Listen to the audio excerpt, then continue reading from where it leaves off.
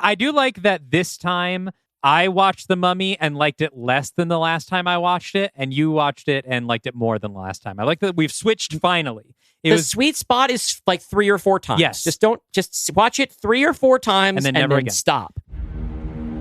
In 2017, Universal Studios announced the birth of a new shared universe of monster movies, bringing their classic horror icons into the contemporary franchise film landscape. But after the critical and financial failure of its first installment, the project was indefinitely abandoned. Now, in 2025, the powers that be have called upon one pulp horror devotee and one snarky film critic to unearth the concept. I'm Dylan Roth. And I'm Dalton DeShane. Are you afraid of the dark universe?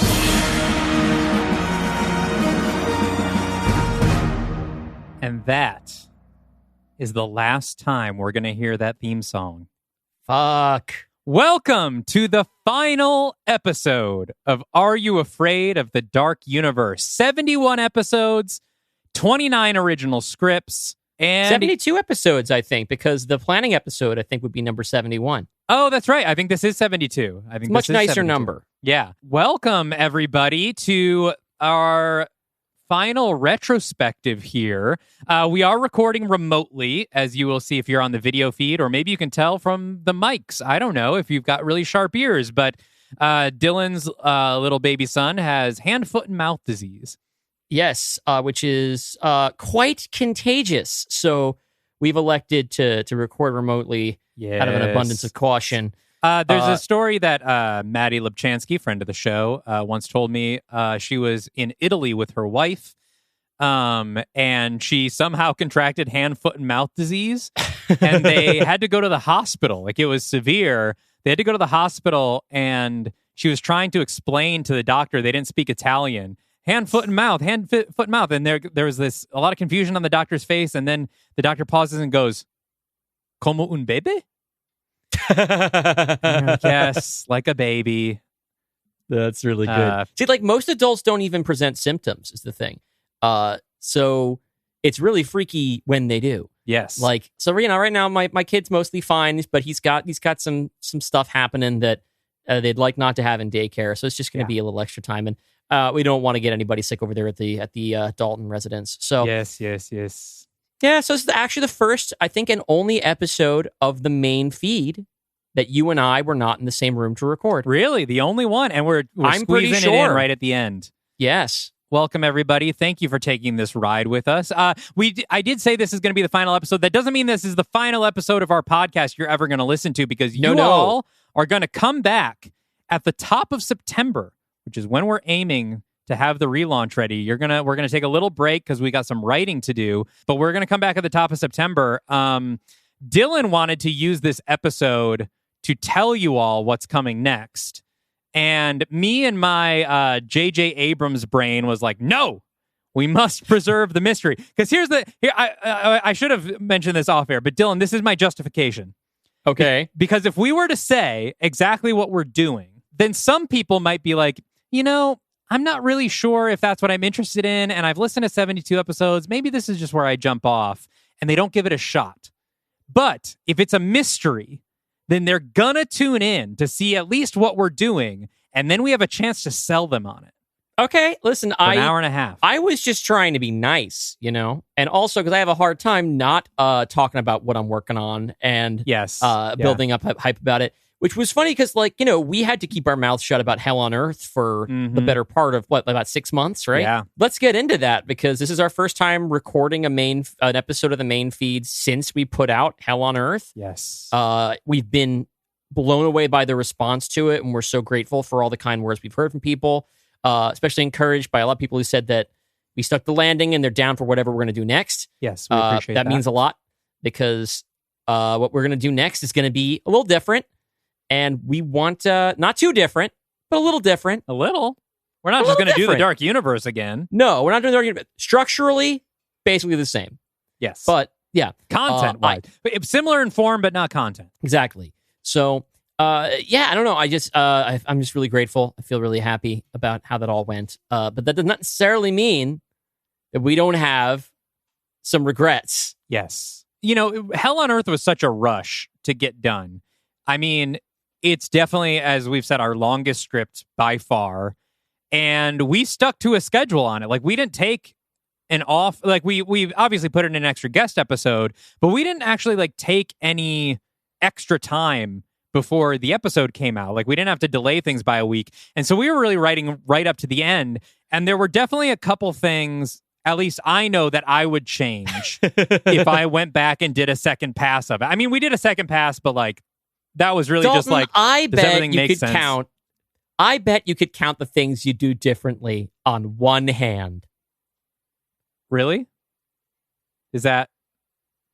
That's a joke about how we forgot that Dracula was a one-armed man. Oh, yes. That is definitely we never used it. Yes. And throughout the first I totally part, forgot. There are a number of things that would have been physically maybe impossible to do if you did not have two hands to do them with. Yeah. Because we kind of forgot how many arms we left Dracula with, which is pretty embarrassing. Dracula's supposed to only have one arm. I did add in a line in part 2 when he gets his vampire powers back. They're like, and now he has both arms. But people pointed out in the Discord that several things in part 1 are not possible if Dracula only has one arm.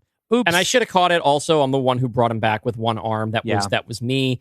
There was just there are so many things going on that, like, when I was going through and reading your sections of the script, which is predominantly the Dracula stuff in Act 1, I just was not giving it the proper attention to catch that.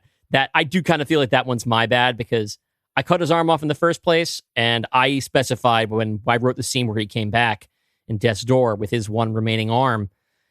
But also it just feels silly because, like, that's such a great visual way to indicate when he has his powers back, when his arm grows back, right? Yes. It's a real missing opportunity. Although we do have, like, the teeth. You know, I think that's what we use. That he smiles and he has the sharp teeth. We do. It's not like we had no visual indicator. It just would have been cool. It would have been stronger of a thing. Yeah, for sure. If that's the biggest complaint, I guess that's the biggest, like, sort of dumb, obvious thing. But I wonder, Dalton, you wanted to take some time in this episode to talk about what you might have done if you'd had more time with Hell on Earth. I find myself feeling really, really satisfied, but I also got to put in a lot more hours on my sections of the script than you did, because this coincided with my day job basically evaporating. Yeah. Whereas you had a ton on your plate. Yeah. So I'm curious what you've thought of in the meantime. Well, there are 3 things that, honestly, I'm really frustrated by, because they would just be one-line fixes. I think I've talked about those in here before, how, like, there's sort of a plot hole, but it doesn't require, like, a major rewrite to fix. You just need, like, one person to just be like, oh, and by the way, blah, blah, blah. Yeah, in a real production of a real movie, you would just ADR that. Yes, exactly. Some ADR fixes. And I'm kicking myself because I think they all occurred to me before we taped. But for some reason, when I was going through the script, they just escaped my mind. One is when Dracula kills Nick and then goes into hell. Why doesn't David stop him? Yeah, David just kind of evaporates there, or rather, he says no, and then there's no other action. And then later on, we make a point in the beginning to say that he doesn't want to become their god-killing weapon, right?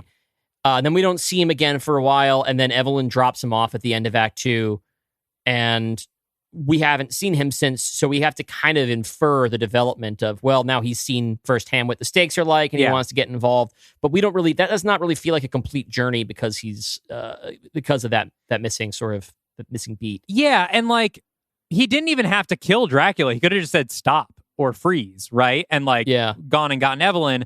So I wish there had been, like, you know, something like he's so shocked and, like, goes to Nick's aid that he forgets, or that Dracula plugs his ears like we do with Hyde later. Like, it's one of those things where, like, a quick chop to his throat, you know? Yeah. Something like that. Yeah, Dracula we've already established that he's thinking of ways to stop David if they need to. So he just needs to use one of those, you know? And I just wish I had thought of it. Like, I think it could just be a quick little action thing, and then we move on. And then another one was something you had brought up to me, and I even thought of an answer for it and then didn't put it in the script, which was, why, when they need to stop Dracula, do they need to go get Nick? Because we currently have it where Evelyn comes back and she says, oh my God, we have to stop Dracula from resetting the timeline. They go, great, we have to go get Nick. Why? He's a normal guy. And Evelyn and Jenny both have lots of powers. Why do they need Nick? Besides the fact that, like, they love him and he's their friend, you know? And the answer I had in my head was like, Dracula's the only person we've seen get to Castle Death because he does it in the post-credits, the Dracula in Hell stuff.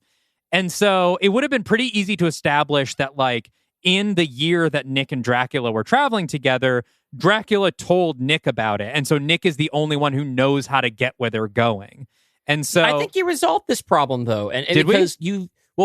In terms of the practical matter of, like, knowing about Castle Death, we get that information from Vale. But then we also, I think you firmly established that rescuing Nick is not about we need Nick to defeat Dracula anymore in the final draft of the script. That is about, our friend is in, we've rescued all the rest of our friends that we can in hell, and we want to save Nick, and we think Nick is worth saving.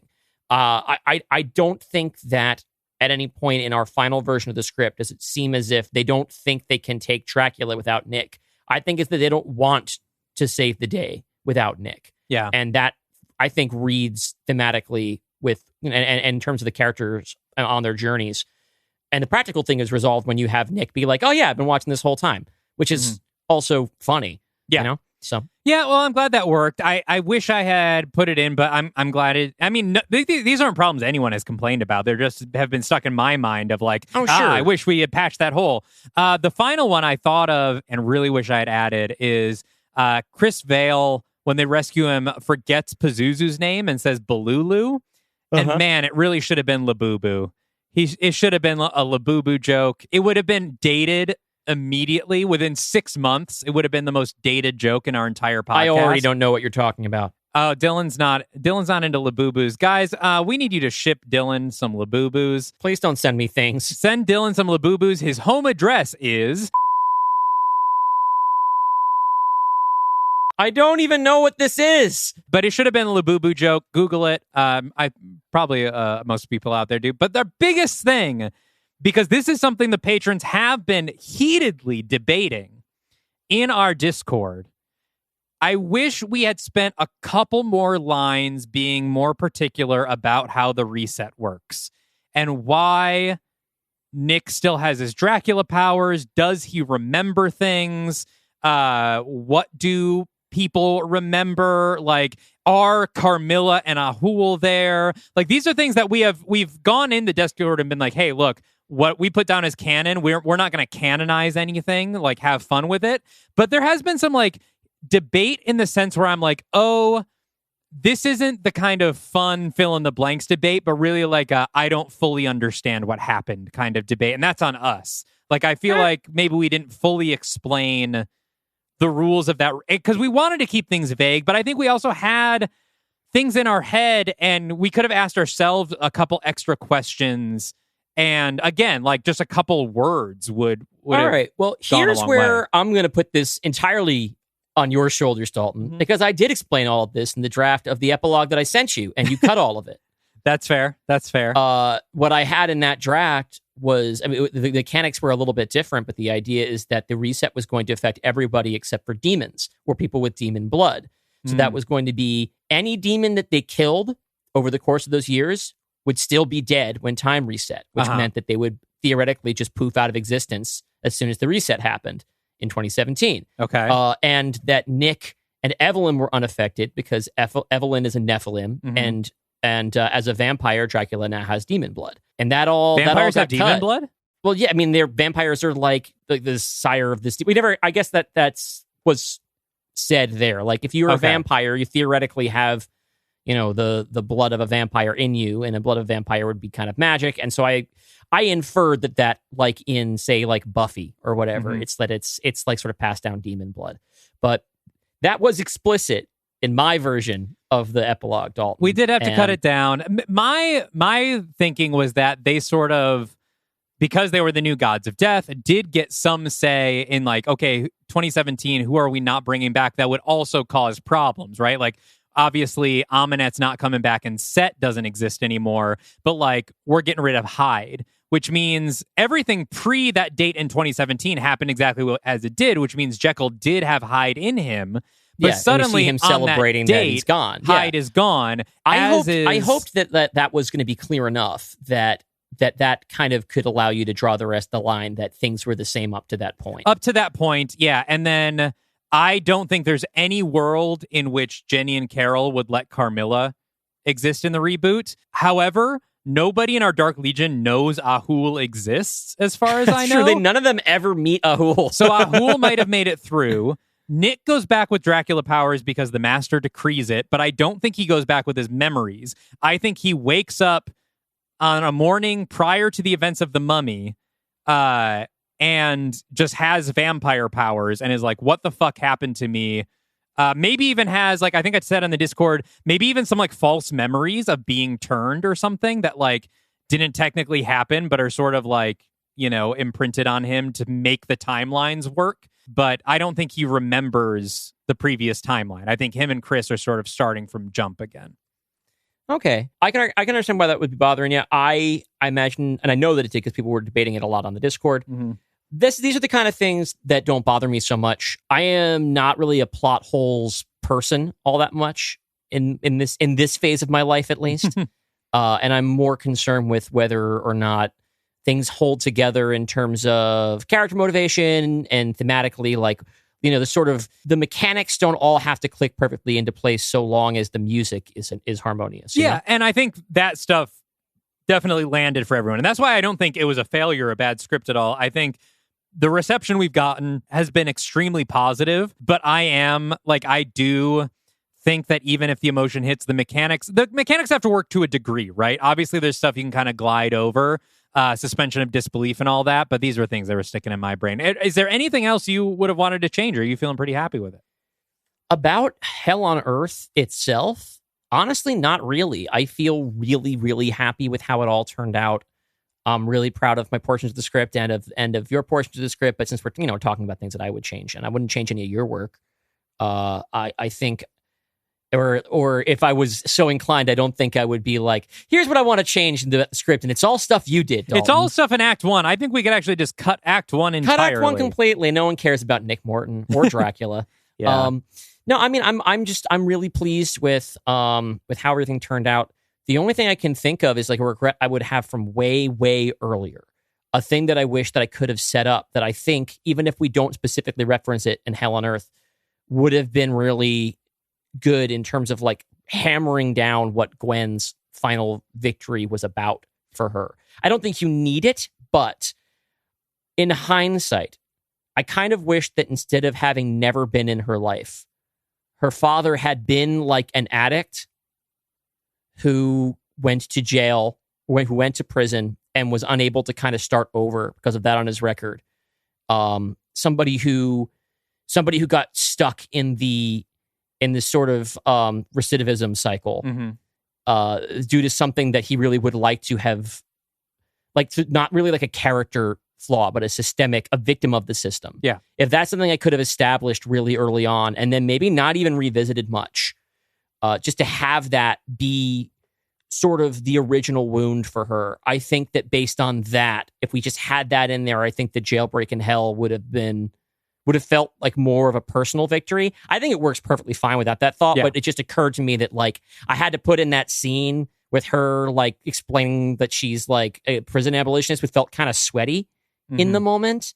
I just needed to set up the idea, and I wish I could have set it up more subtly or more personally in like phase 1. Yeah, in the original Wolfman script. Yeah, that's something that I think would have made Hell on Earth better. In terms of what happens on the page on Hell on Earth, I don't have a lot of regrets. There's nothing that comes to mind at this very moment. Ask me again next year. Yeah. Speaking of phase 1, one thing that I also forced Dylan to do for this episode against his will is I thought a nice capstone would be to go back to the beginning, to the Mummy 2017, and rewatch it and see what we take away now that we've written the entire rest of the Dark Universe. By the way, I'm going to say this on the pod because we've talked about it in the Discord. Our original plan for this episode, what we've been trying for probably 6 months or more, yeah, was to get an interview with John Spates, who wrote the original draft of The Mummy 2017, which you can find online and bears almost no resemblance at all to the movie that came out because 10 other writers ended up writing over him. But he also wrote the Dune movies. I think he wrote the first draft of Prometheus, if I remember correctly.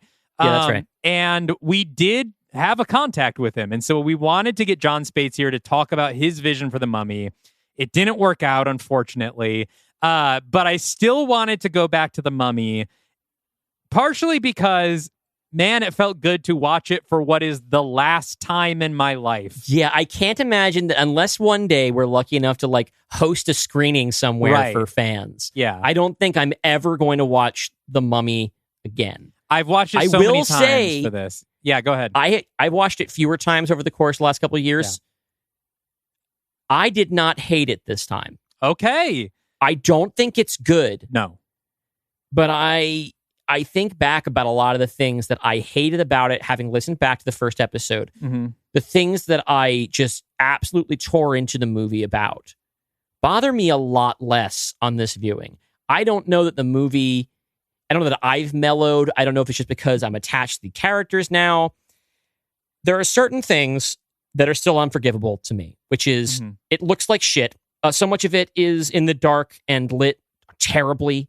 Yeah. And it has that muddy, brown, CGI washed, poorly color corrected, just that look that so many modern blockbusters have that I think just makes it look like mud. I think it's just a terrible looking movie. And I looked up what this cinematographer is up to now. And his latest credit is that he's responsible for those dreadful State Farm Batman versus Bateman commercials.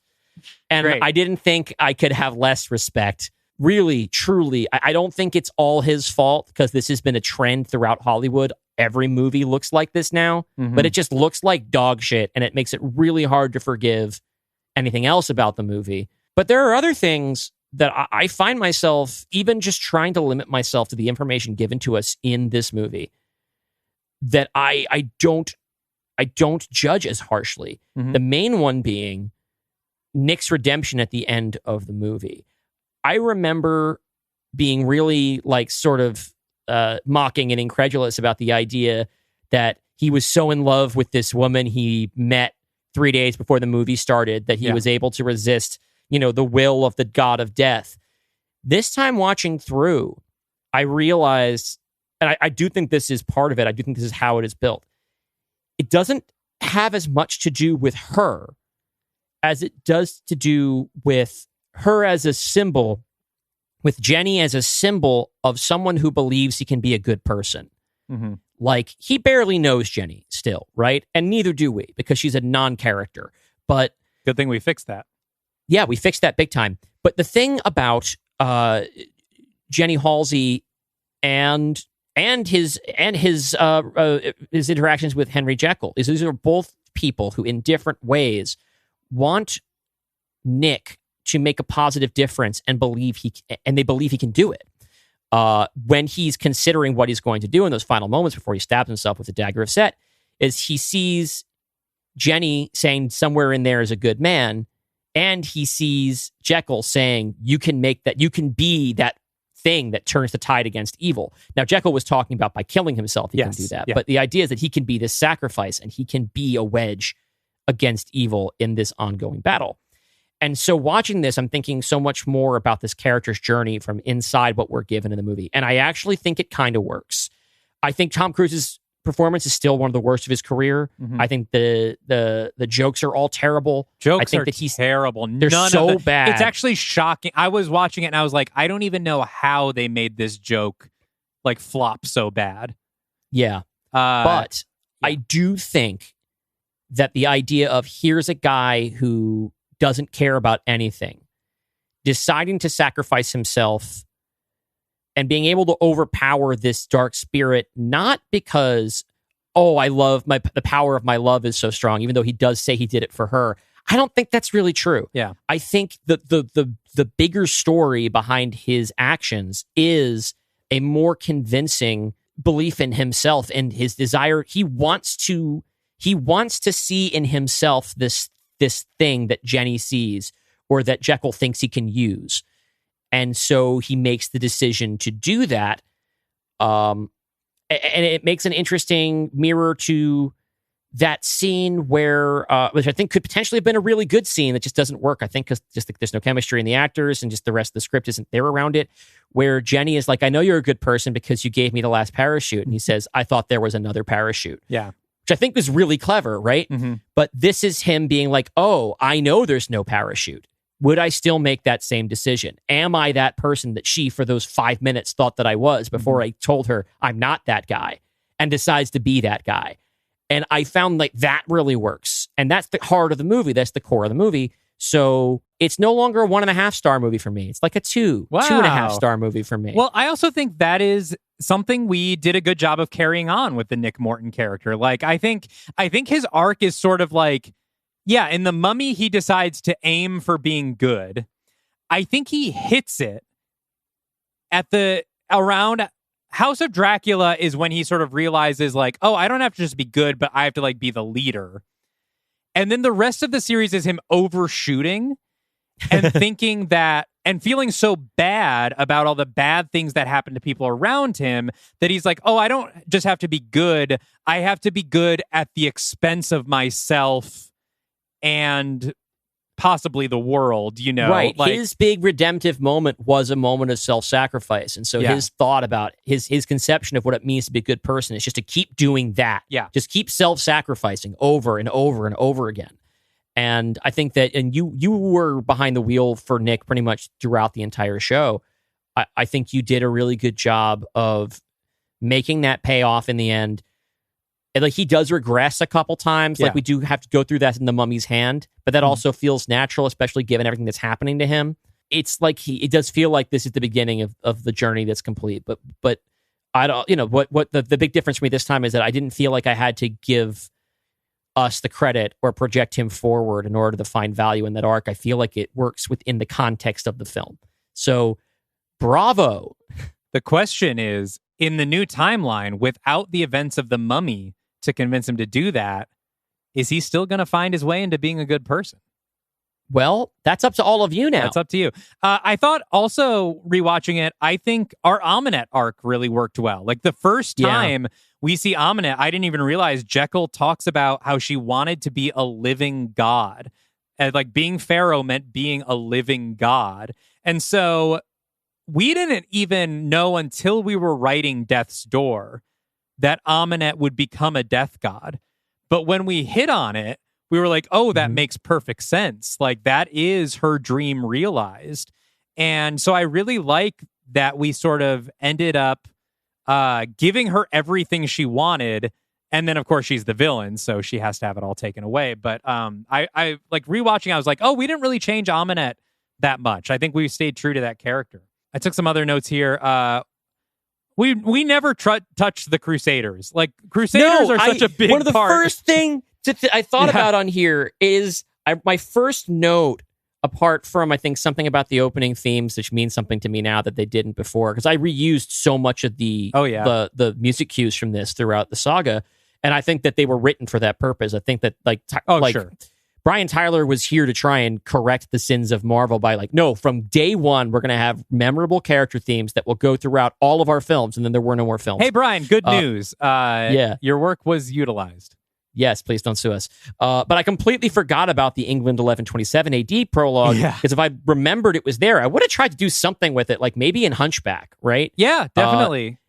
But I just completely forgot, because there's so much of this movie that's completely forgettable, and you can't tell if it's supposed to be track for future movies, or if it's just not very good. Yeah. And so they don't finish closing these loops. It really feels like we mined The Mummy for every spare part that it had. But then going back, I was like, oh, we never touched the Crusaders. We never used Malik, which is like... Yeah, I thought about the Malik being like Jekyll's right-hand man, never comes back. Never comes back. Sorry to that actor.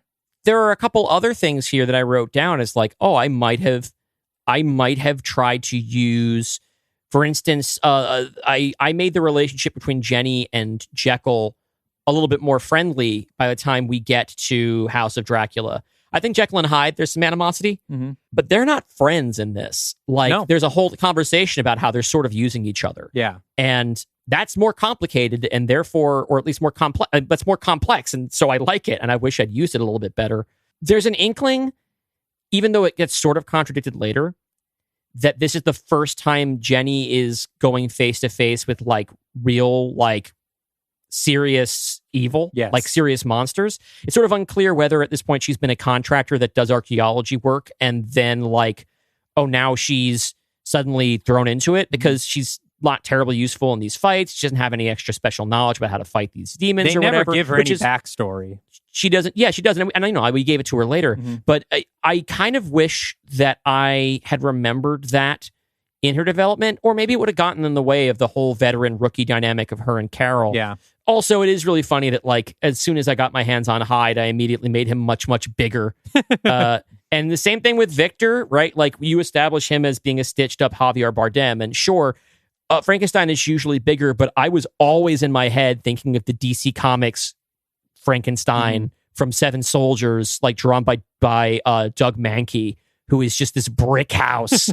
And I think in my head, the Hyde that I was writing was the one from the League Extraordinary Gentlemen movie. Yeah, that's a big guy. But he's just a regular sized guy who's mean and strong. Yes. I found some canon errors, unfortunately, in our Dark Universe that do contradict the Mummy.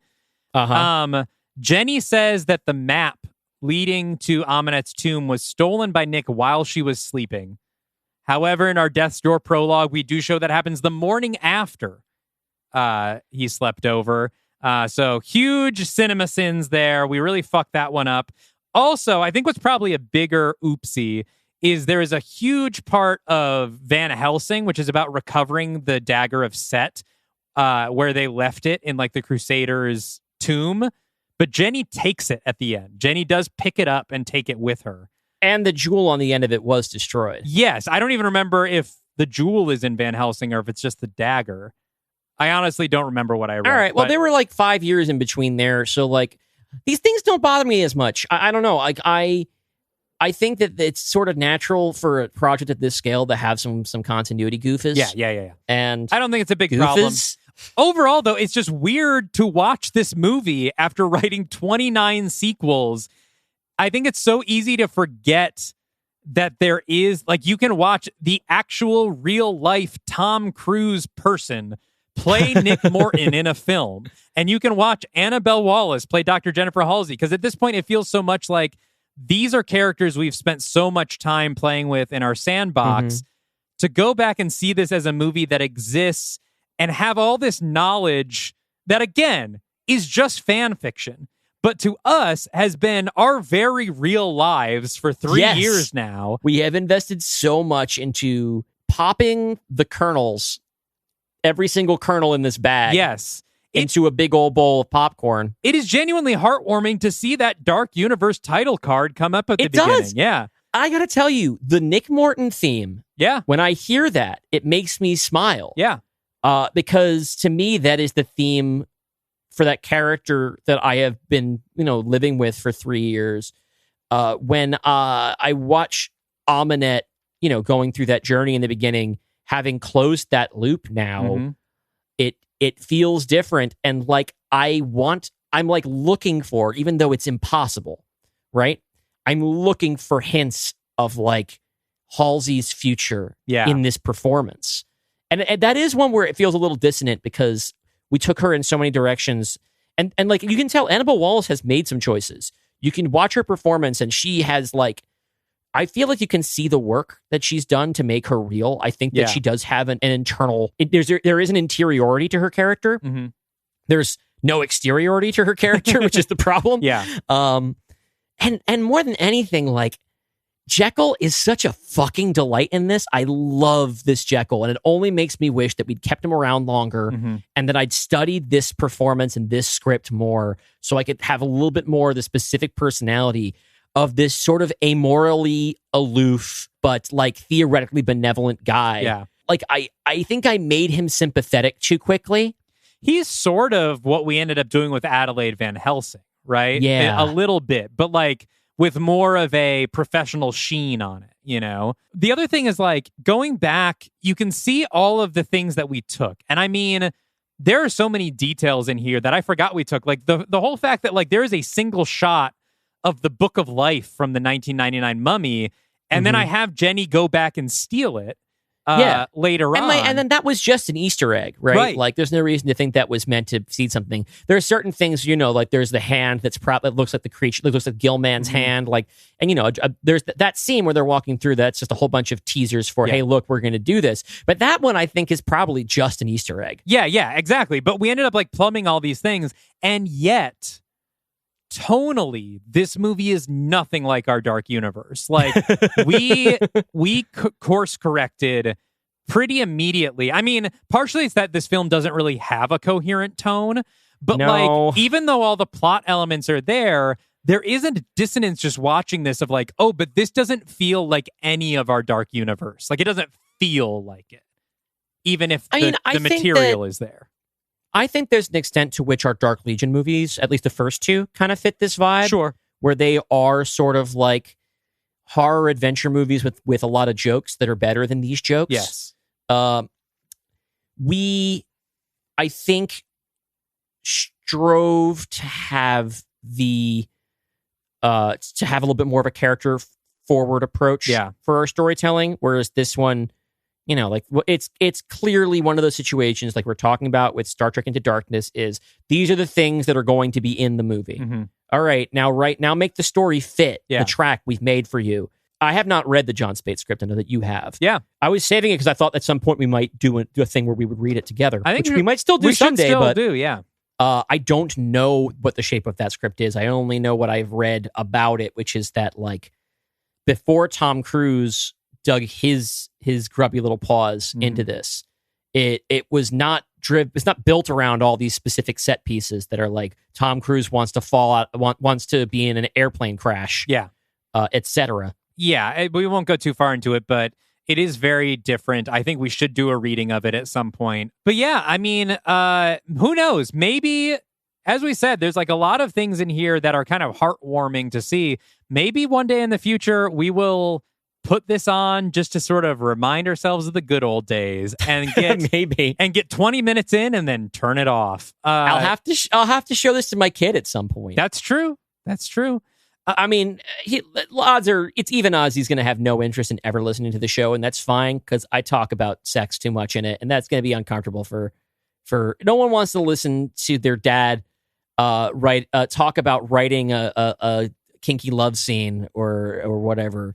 Avery's going to grow up and make his own Are You Afraid of the Dark Universe without listening to this one, just to see if the Dark Universes end up having any similarities together. That would be honestly really funny if at some point, if you had a kid also and our kids grew up and became friends and were both writers and decided to do their own take on this without knowing anything about what we did. And that would be really funny. And so this episode is now a backdoor pilot to that idea. Stay tuned. Yep. 15, 16 years from now, see what happens. But while we're talking about the Mummy, we did have a couple hypotheticals that we also wanted to think about today before we sort of leave the Dark Universe behind for good. There were two questions we sort of came up with that were interesting, which is that this version of the show did not allow us to explore. Because we decided when we were doing this that we were going to take this version of The Mummy, 2017, as our Iron Man, which means we already had the first film in our franchise ironed out, and we already had our take on The Mummy ironed out. But if this movie didn't exist and we were going to do the Dark Universe, A, what would you do with a Mummy film if you got to start from scratch? And B, how would you start your own Dark Universe? What property would you start with to kick off a Universal Monsters cinematic universe, if you had the choice? Well, I'm going to answer the second question first because it's top of mind. I think that Universal's initial instinct to start with a period Dracula film was correct. The movie that they made is not good. Mm-hmm. And I don't think that making an origin story for Dracula where we make him the protagonist and becomes the sympathetic romantic hero is the way to go. No. But I do feel like if you can start with whatever Universal monster that you want, starting with Dracula is good. I think the idea of doing a Dracula story that introduces like Dracula and a Van Helsing, I like the way we ended up with this sort of Van Helsing family, Mm-hmm. right? This family line with where the whole story of this family being like, oh, we basically swore a blood oath, 5-6 generations ago that we were going to kill Dracula.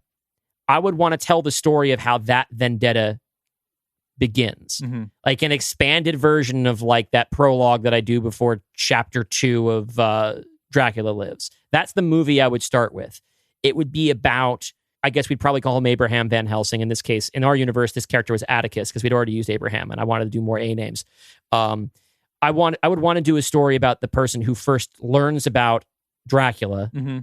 and like a lot of it can follow similar beats to the novel, except for in this version of the story, we can have other characters who get to have a sort of resolved ending, but Van Helsing fails, and sort of has to set the wheels in motion for, you're never going to die, but neither is my vengeance. Yeah. Like from here on out, you will always have to look over your shoulder for my offspring, for my descendants. And we can continue to revisit that throughout the Dark Universe without even necessarily having to have one specific Van Helsing that we're following. That would be what I would start with. I was originally also sort of tempted to like, oh, you do Dracula first. He's kind of the most iconic. But I think actually I would start with Frankenstein. Because Frankenstein and Dracula, right, they came out, I believe, the same year. They were the first two. And arguably have the same... Like, I think The Mummy, Invisible Man are sort of second tier in terms of cultural consciousness. But I think Frankenstein and Dracula are sort of the big ones. And I think Frankenstein is a sort of, it's a less action-packed story, which I think is actually maybe good to start with, especially introducing the universe. But also, Frankenstein is the most tragic and relatable character. And I think it would immediately give you someone to root for and to want to see more of. I don't know. I just feel like it would be really difficult to build a franchise around someone as evil as Dracula, which is why I think Dracula Untold tries to make him sympathetic. And I don't like that take at all. I don't want to see Dracula like have this sympathetic backstory. But Frankenstein, I feel like you can really kind of set him loose into the world at the end of that story in a way that makes you want to follow him. And you could do it as a period piece, as we sort of did, but like the fact that he lives forever, we catch up with him later, or you do it modern, whatever you want to do. But I don't know. I feel like Frankenstein would just give you a reason to root for seeing more of this kind of thing, And then maybe you follow it up with a Dracula or Wolfman. I think you do those two basically back to back. Yeah. I think those are your introductions. I think you establish Dracula and Frankenstein as essentially your two leads in the way that we had, we had Dracula be our big bad, but we inherited Nick Morton as our protagonist, right? I think that having Frankenstein's monster as the main protagonist, who he has a couple things going for him in this regard, right? If Dracula is our main antagonist and he's ageless, right? So is Frankenstein's monster. We can establish that he's not going to die of old age, right? That means that both of these characters, or sort of ripples of their actions, can be happening or can be influencing events of different movies throughout all of time. And I would want to spread out all of these movies throughout time. Yeah. I do think that I would want, the phase one of it, at least, to be a series of period pieces throughout different things, introducing these different characters who are either related to by blood or by oath, by their goals, all towards this final confrontation with Dracula. And since I love what we did with Dracula at the end of House of Dracula, I'd probably still want to end phase one the same way. But yeah, the idea of making Frankenstein's monster the main protagonist around which the other ones converge, and having Dracula be the main antagonist around which the threats are orbiting. Yeah. I think that's the most natural way to go. Well, and then you've got two characters who have both been hunted for their existence, right? Yeah. But then you've got Frankenstein's monster who has been hunted and has decided to be better. And then you've got Dracula who's hunted and decides to get worse, And like, you can sort of have these dark mirrors of each other who have existed maybe roughly the same amount of time, have been villainized the same, but have responded to those things very differently and end up on opposite poles. And then you could maybe even, to avoid some of the Avengers-ification that we kind of did, maybe have different monsters like split up the camps, right? Like there's sort of Dracula's camp and you've got your Jack and Locke, right? And then like people maybe throughout the series will kind of switch which camp they're on and be more in conflict with each other throughout. Well, that's, I think, maybe leads us to talking about what we could do with The Mummy, which is, I think that I love what we ended up with, right? I'm extremely proud of it. But one thing that we did not end up doing was making this a franchise where, like an ongoing universe where the monsters were not the protagonists, right? Yeah. We abandoned that almost right away. And I think that what I would want to do in hindsight, or at least what I would want to do if I was forced to start over and then therefore want to do different things, I'd want to try and honor that. And then I think that the idea is that with each of these monster movies, we can decide at the top, basically, is this going to be a monster who stays a monster? Is this going to be a monster who becomes a hero? Or is this a monster who was a hero all along? Right? Like the Wolfman thing, I think still is the kind of thing where, like, all right, when they're a human, they're fighting on the side of good, but you never know when this monster is going to come out, and you're not going to be able to control it. And then that monster could be working essentially for the other side just by dint of being a creature of chaos, right? But then something like The Mummy is, you can follow, I think, the fairly solid formula of the Universal Mummy movies, all three versions of it, right? Where the Mummy is the antagonist, not the main character. Imhotep or Amenet is here with a selfish purpose that might eventually lead to an alliance with Dracula, but that this is not a character who is ever going to be on our side. And throughout time, we might have to have different humans, expendable humans, characters who can die, who are at odds with him, and they're our leads. Yeah, I was thinking about The Mummy, and honestly, I really like the sort of angle I found with The Mummy Returns, because I kind of went at that at like what to me would be scary about a mummy movie, and I like the idea of like trapped underground, you know. I love the upside down pyramid of Am-Sher. I would want to, you know, keep that idea of like a sunken pyramid. But obviously a lot of that wouldn't work, you know, we wouldn't have Brendan Fraser. So I think doing something where I would want to capture some of the adventure styling of the 1999 trilogy and have like maybe a team that is hunting for some sort of treasure and ends up trapped underground, and they can start getting picked off or trapped, you know, like have some people get like stuck for good, you know, and like die down there, you know, or like have to be put out of their misery because they're trapped. And make it sort of like that sort of classic adventure serial meets The Descent. Okay. But I also think if I were doing it from scratch, I would really want to honor the sort of romance origins of The Mummy. That like The Mummy really was the sort of most romantic of the original Universal monster movies, even though like it's a one-sided romance, right? It's like, oh, you remind me of this person. But there's always been that sort of like longing from beyond the grave that Mummy 2017 kind of brushes up against, but is more thoroughly explored in the 1999 and the original. Here's what I will say is another thing that I really like about 2017, at least in terms of what its aims are.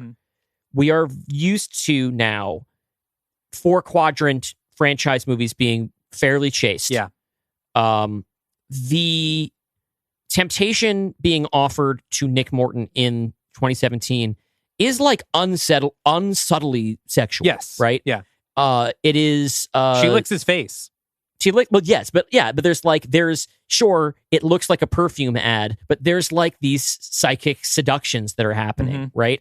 And I think they also, here's the thing where I'm going to give them credit, even though this movie generally does not treat Jenny particularly well and wastes a lot of opportunities, and that one stupid joke about 15 seconds of sex is pretty stupid. Yeah.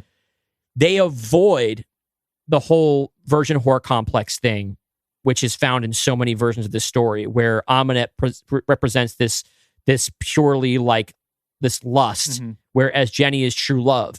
Because for one thing, and I think this is really the crucial thing, Nick and Jenny have slept together already when the movie starts. Mm-hmm. And one of the first things that we learn about Jenny is that she's not embarrassed about it. Yeah. Like, so the whole thing is like Nick tries to be like, how would I even have stolen this from you? And she turns to Nick CEO and says, oh, Nick here thinks I'll be too embarrassed to tell you that he spent the night that I had him in my hotel room overnight. She makes it an active verb. Yeah. Right.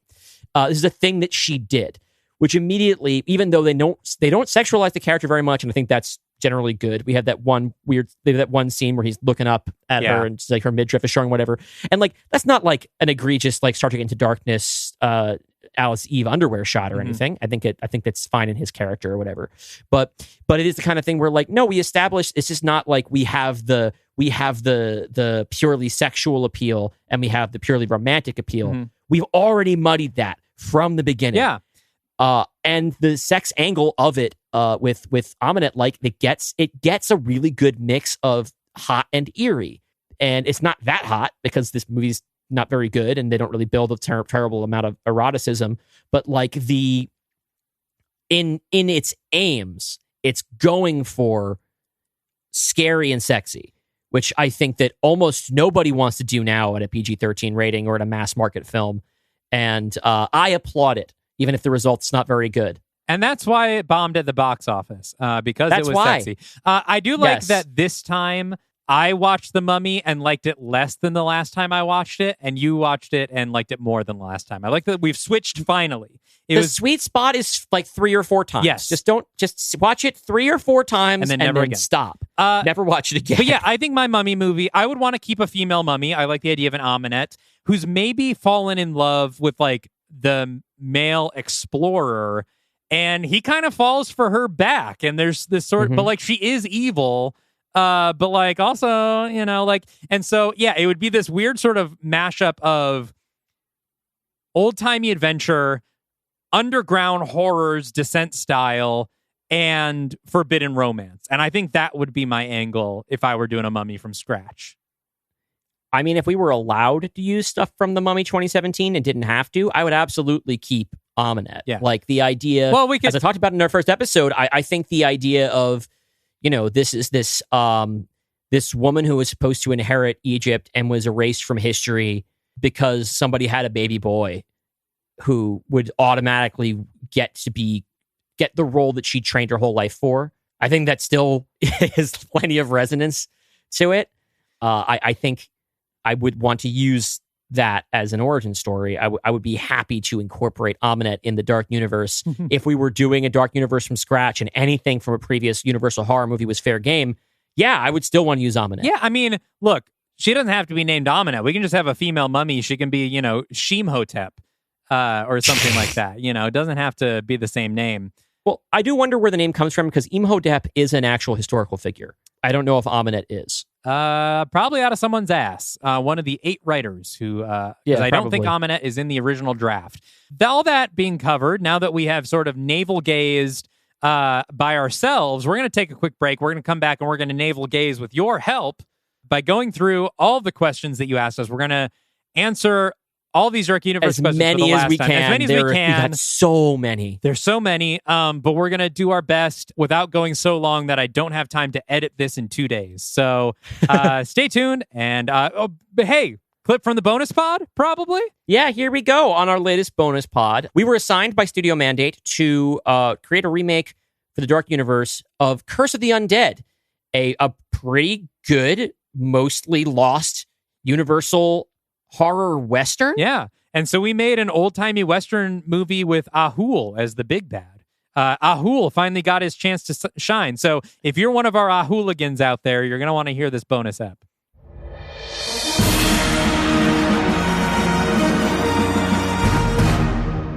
So here's the things that I was thinking, a very loose thing. I think we do make it a period western. Oh, I would be really upset if we didn't. I like all the basic cast dynamics. Like, I think we keep the land dispute because that feels like a very classic western thing. And I like the idea of like having a very sort of grounded, down-to-earth western plot like this does that we then just kind of get to fuck up with the inclusion of a vampire. Yeah. Let's establish the archetypes for the audience. We because of the rarity of this film, we can imagine probably have not seen this. Our leading man is Eric Fleming as Preacher Dan. He's a man of faith. right? He's a man of God. He's a very righteous man. And he is in love with Dolores Carter, who is was a hard-headed country girl.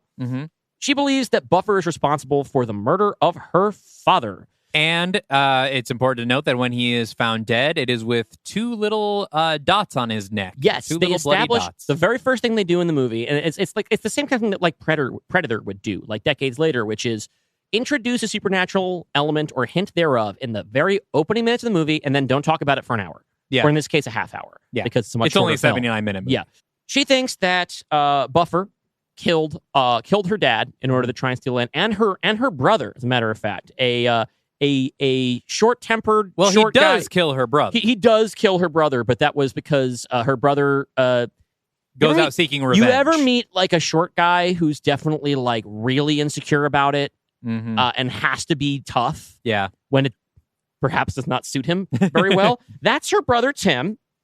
Also, if your name is Tim, you shouldn't be getting in gunfights. Don't get in a gunfight. Yeah. Unless you're Timothy Oliphant. Yeah, you're the one exception. Yes, we both got there at the same time.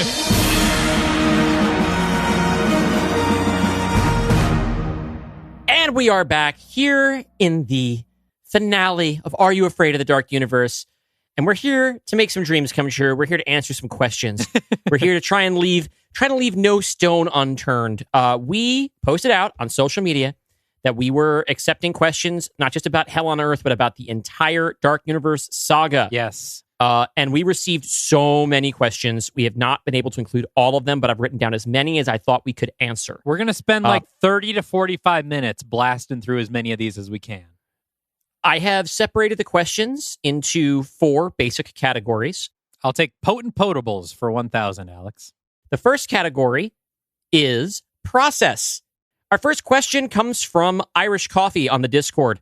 How far in advance was the Dark Universe planned out when you first started? How early did you decide on what the final threat would be in Dark Legion 3 and how it would all end in Dark Legion 4? This is a related question from CG101CG on Instagram, who asked, at what point did you know what the ending chapter was going to be? And Andy AM23 on Instagram would really love to know how much had been secretly planning ahead so that when we said we don't know yet, we were actually lying. So here's the thing. First of all, we were never lying. I will always tease instead of lie. I am not going to lie to you and say nothing's planned. I am going to say it and then bleep it out or tell you that I know. That's more fun anyway. I've already been teasing people. We recorded our planning session for the next thing, our next saga, where we planned out literally 4 more seasons of this show in very broad strokes. But I've already there's a lot for us still to surprise each other, but I've already been teasing people on the Discord that I know the ending to our next Hell on Earth, which obviously will probably change, but we have something to change, of course. Down. We do have a plan, but that's the thing is like we have that worked out. So the best of my recollection, we never pretended not to know something. On the air, we only ever withheld information or were very selective with our words. Yes. We, at no point, I think if you look back, and you guys wouldn't have believed it anyway, we never said the characters that we were killing in Death's Door were never coming back. We only ever said that they were dead, which they were, right? Stuff like that. In terms of knowing what the final threat was, I think you can hear in the planning episodes that when we were doing, for instance, The Mummy's Hand, we didn't know what Death's Door was going to be. I think we had picked the title by that point. I think we thought that the Mummy's finale was Hand. going to be called... I don't think so, because we went into Mummy's Hand pretty much blind, and our whole thing was we wanted to advance the characters. We didn't do almost anything in that movie to set up what we were going to do in the final act of our story. No, because I remember our thing with Mummy's Hand was that we did know what Death's Door was going to be, and that's why it was really hard to write Mummy's Hand, because that was a middle thing. Like, it couldn't be like that big finale thing. I think we knew by Mummy's Hand that everyone was going to die at the end of Death's Door, but which made it harder to write Mummy's Hand, because it was like, well, then what do we do that's going to feel big, you know? I think I remember it differently, case. but I know that we'd had the Who knows? earliest conversations we'd had about the finale are the idea that we did want to kill everybody in our Infinity War, and right out of that idea, I think pretty early on was, well, then I want to end with a big jailbreak in hell. Yeah.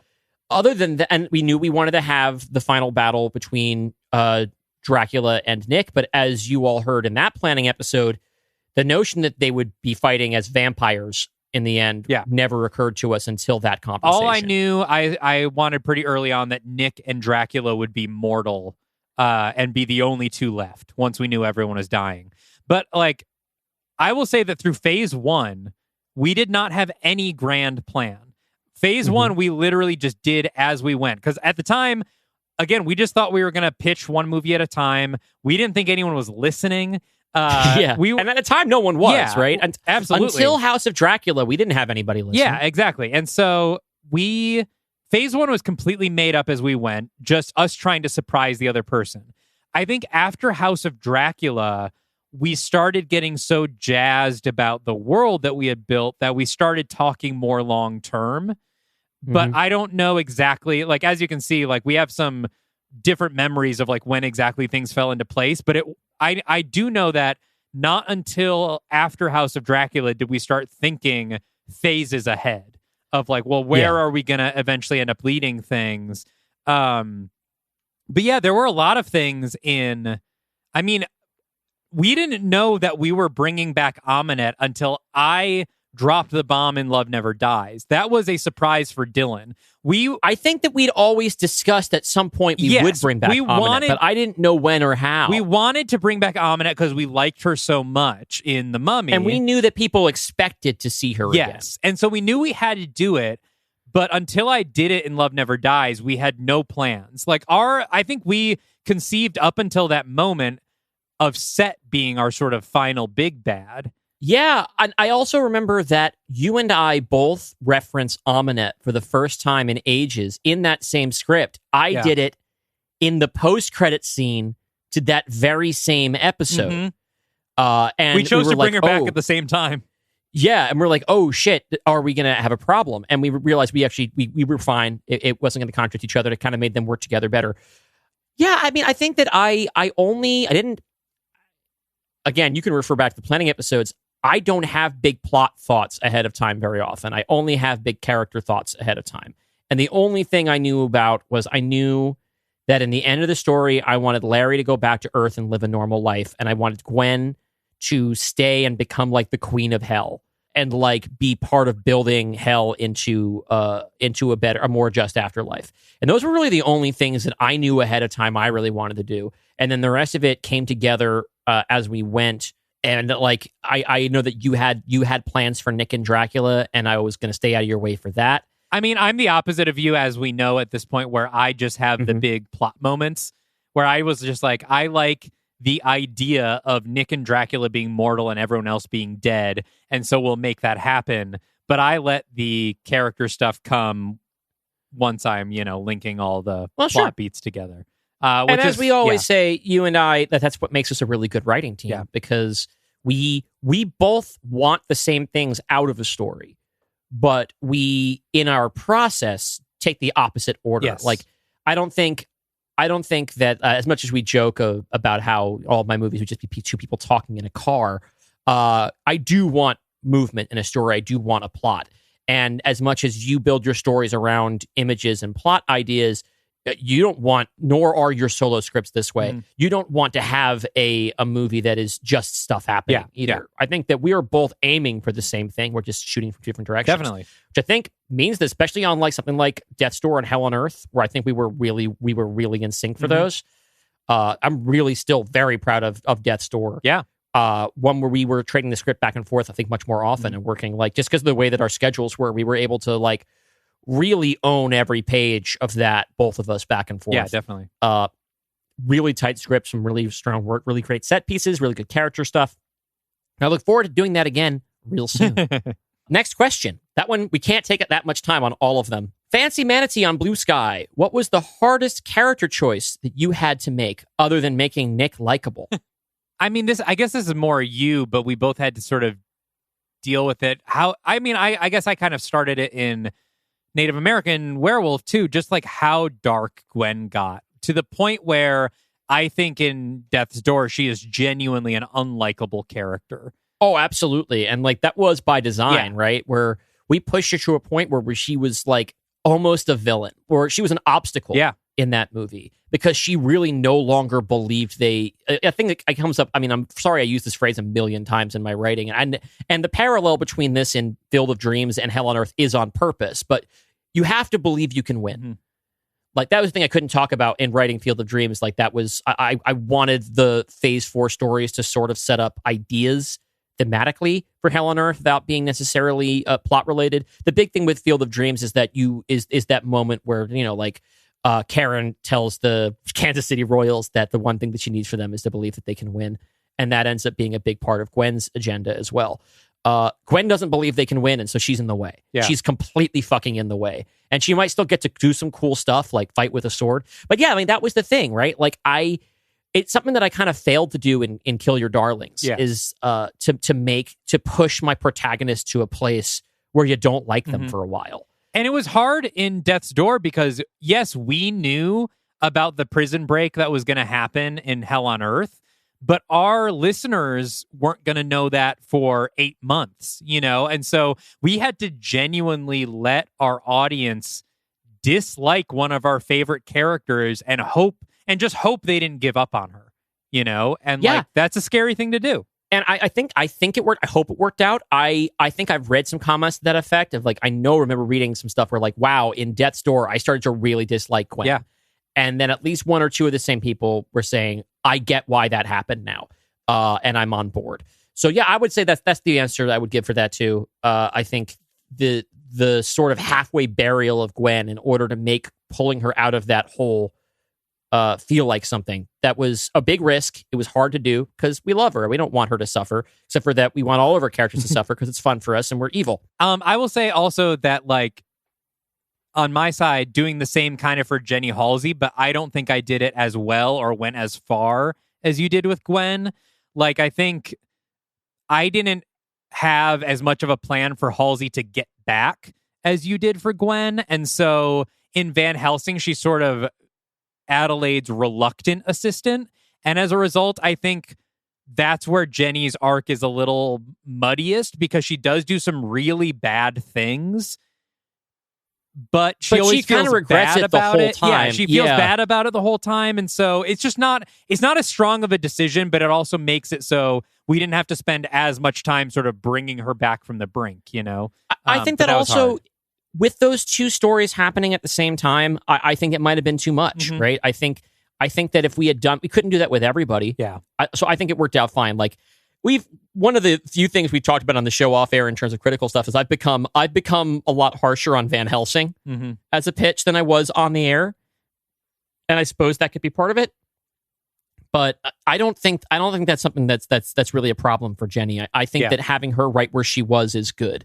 It's like the way that you can have like in Captain America Civil War, right? And Van Helsing is your Civil War. You said it a bunch of times, you patterned it in sort of to fill that role. Yeah. There are characters who are wrong, right? But you don't at any point like hate Rhodey, right? Or any of the other secondary characters.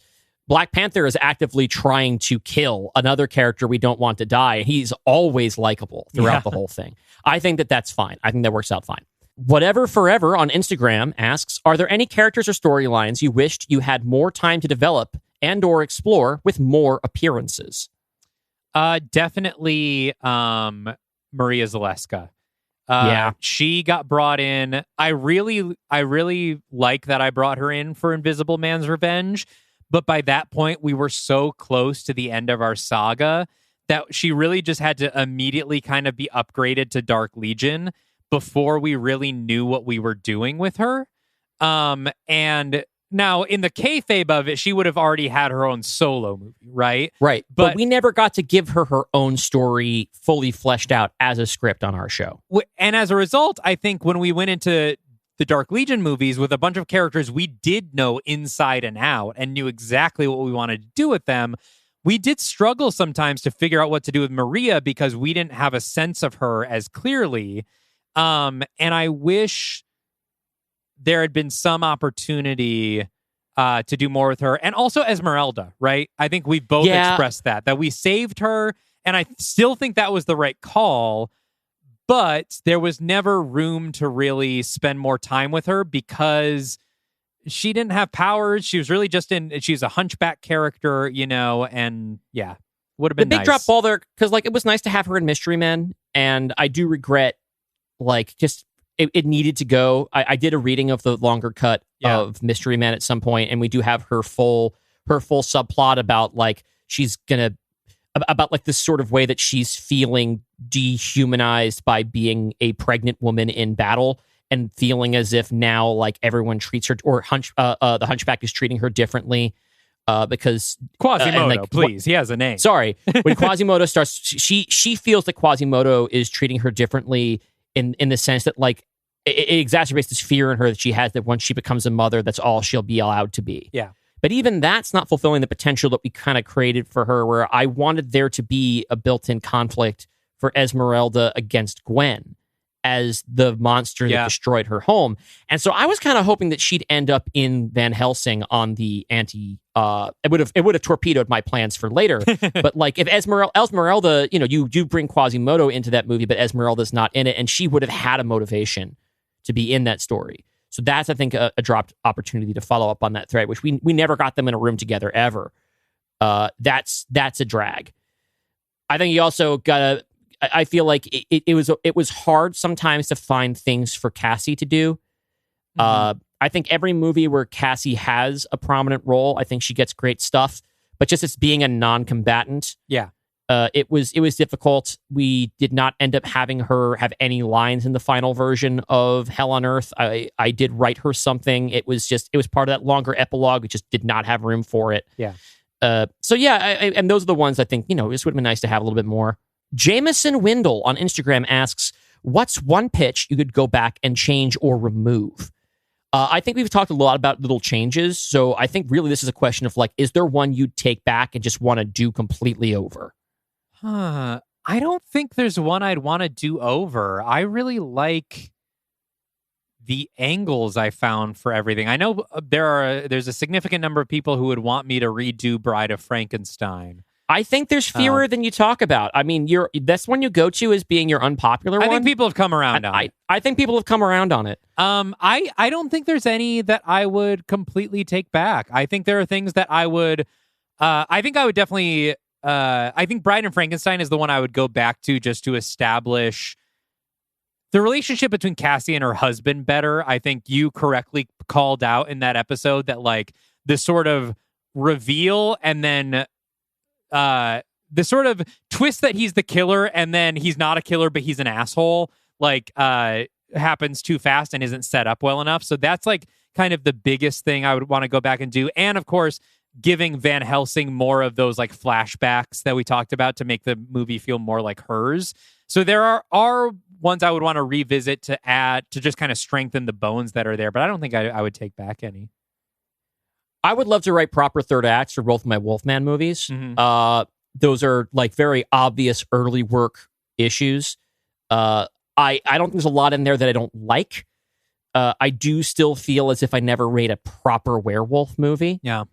And that's something that I would maybe want to do again. Other than that, I think even I think the Bones of Jekyll X Hyde, which I feel like is I always refer to as the one that I think is the weakest of my pitches. I think the bones are good. I think it's just I would need to build it out into something bigger and more. I always talk about complexity. A script being complex and complicated is two different things. Mm-hmm. I think that most big blockbuster movies and Marvel movies have the sin of being too complicated and not complex enough. Yeah. Where there's a lot going on, there's a lot of plot complications, but there's not a lot underneath it. I think that Jekyll X Hyde potentially has the opposite problem, where there's a lot of complexity, but there's not enough complication to match. There's not enough going on in the plot to make the complexity interesting or clear or a story, really. I'm currently looking at Holly's ass. Holly has just got up in front of the screen and it's just I'm just looking. I was now. She's walked away now, but I was just staring directly into Dalton's cat's butt. Yep. And not my favorite thing. That was all butthole, but she keeps it clean, and we respect her for that. Love her for that. That's great. Mr. Honfi on Instagram asks, did you two ever get pretty upset with the other off air due to critiques? I could sense some tension in some of those episodes. Could you? I think the tension was always on the air. I don't think it ever... I don't think it was ever like we were holding back on the air and then let loose after. I think, if anything, we'd get a little bit hot on the air and then cool off after we were done recording. I think, here are my answers. It was all Phase 4 stuff. I think Phase 4 was when we had 2 back-to-back pitches of yours that had some length issues, right? We famously have an original version of the Night of the Living Dead episode on my computer that was never released because it was will never be released. And will never be released because we sat down to record and discovered that the script was like twice as long as you thought it was. And so I was immediately like very frustrated, and we started recording and we just scrapped it. We were like, that was the vibes were awful. The vibes were rancid. So you went back and did some cutting, and then obviously we got heated on that one too. I think that was our biggest. That and the Esmeralda stuff were the biggest on-air stuff. I think off-air tension, that it may be what Senor Honthi is referring to. I was very frustrated by the length of Mystery Men, and I think you can hear it on the air in the way that I just sort of don't talk in our host segments, because I really want to make sure there is time for the entire script without going into 2 parts. And so it's a lot of like, okay, done with Act 1. I like it. Let's move on. We have so many pages, and I'm not splitting this fucking episode up, All right. Well, you had told me ahead of time that you were going to try, in order to accommodate the script, that you were going to keep those sections brief. Yes. So I didn't read it so much as frustration at the time, although I know that you'd been... I had brought a bunch of scripts in a row that were really long. Yeah. And that was something that we did talk about, right? Yeah. You don't tend to be passive aggressive with me, and that's a good thing for me because I don't respond to that very well. I'm a straight shooter, and I appreciate straight shooters. No, really what it is that I have an anxiety disorder, and if I don't trust that someone's going to tell me when they're mad at me, I'll believe they're always mad at me. So I'm glad that we don't seem to have that problem. It is like, I think that's completely understandable, and I feel like I have made some changes to my process that will hopefully keep that from happening. And also, one of the changes to our process as a show is that all of our scripts will be 2 parts now. Yes, but that doesn't mean they'll be... Doesn't mean make them longer. Yes. It just means that we will have time to talk about them. Yes, for sure. At length. Yeah. So yeah, I mean, there's a little bit, and like, but for the most part, like, I think we just had a little bit of a rough patch between... Yeah, I guess in that section, right? Because like, there was also, we got into a little bit of a heated argument about the old dark house at the end of the world. We weren't in complete agreement about that one either. And I think that also we were heading towards this whole time towards like the biggest, the highest pressure thing we'd ever done on the show, which was going towards Hell on Earth. And at the same time, the election happened during that period of time.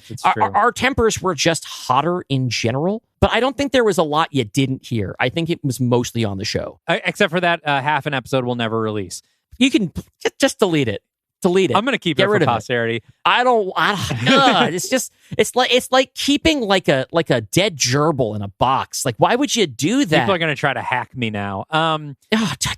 Just delete it, dude. Okay, maybe I'll delete it. The other thing I was going to say, fucking evil floating over my head. I don't think we've ever had any significant conflict while writing together. No. Yeah, we're really good at compromising with each other. Yeah. Working page to page. We've never really had like I will not change that, or like really butting heads about something. So that's really good. I like that. Alamani29 on Instagram asks, what is the thing that surprises you most about the saga? This could be character or plot or even something about the writing process you've developed. And we can't say that people like it because we've already said that in the answer of other questions. That is surprising. Let's get specific. I really did not know it was going to get this gay. And really, okay, this is not so much about the story of the Dark Universe, but I could not have predicted that our audience would be so trans. And yeah, and I want to say, you're telling me, I love that. As everyone knows, I am non-binary, and pretty much 90% of my friend group is trans. But like, I really thought, especially going into like, I don't know, I guess I maybe should have seen it coming, but like, when I was like, oh, we're gonna find our fan base, I was never like, we really gotta target the T in LGBT. Like that's our demographic. I mean, I guess it's that thing that we talked about in a couple of interviews that we gave, where like, I think that if you try and represent the world as we see it and that we live in, that's just how it's going to be. Yeah. Right. We travel in these circles. We're in the Brooklyn music scene. The people that we care about, whose stories we care about, they fall under this umbrella, which is a pretty big umbrella. And it's yeah, I mean, it always kind of was funny to me as like, Blue Sky's token cishet, but it is certainly something that like, it's the kind of thing where I always want to be careful how I say like, oh, I'm very proud of it. It's like, well, you know, it's not my community, right? But it feels good to be invited to the cookout. You know what I mean? Like it is something that I take seriously. I know that like I have had it explained to me multiple times from multiple people that like you have to kind of put in time and work to gain the trust of trans people when you are a cishet, because it's like you start from a place, you start in the basement sometimes, because the assumption is that you're not going to be trustworthy. It's an honor just to be nominated, frankly. Just like it's a point of pride for me in the sense like I must not suck because people don't mind being around me. And look, on an upcoming bonus episode, we are going to make Dylan take the Kojiati. So who knows? Maybe Dylan... Can you explain to the audience and once again to me what this is? The Kojiati is an early internet test that is horrifically long and really well written, or really poorly written, that is supposed to tell you whether or not you're a transsexual. And mostly includes a lot of nonsense questions, and then is just like, are you currently on HRT? It's like, well... I would guess if the answer is yes, then you're a transsexual. But anyway, you are going to take the Kojiati, all of it, live on air. So maybe everybody get ready to be very disappointed in the results.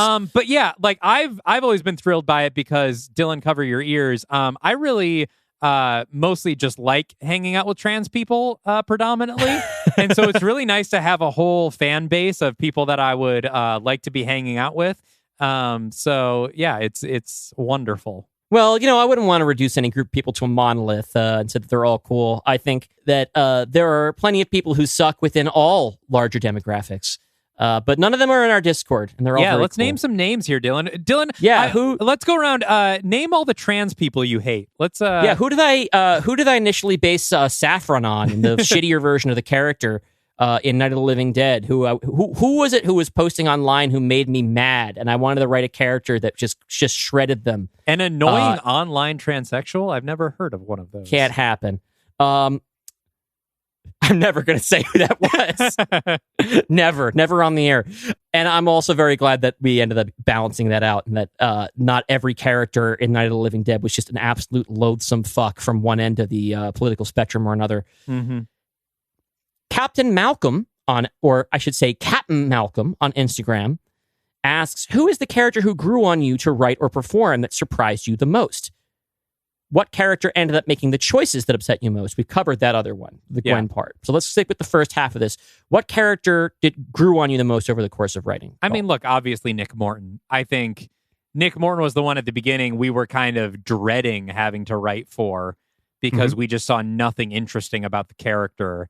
And I think the fact that we were sort of duty bound from the beginning of this for him to be our protagonist of the Dark Universe, which we kind of had to like him. We were really chained to him.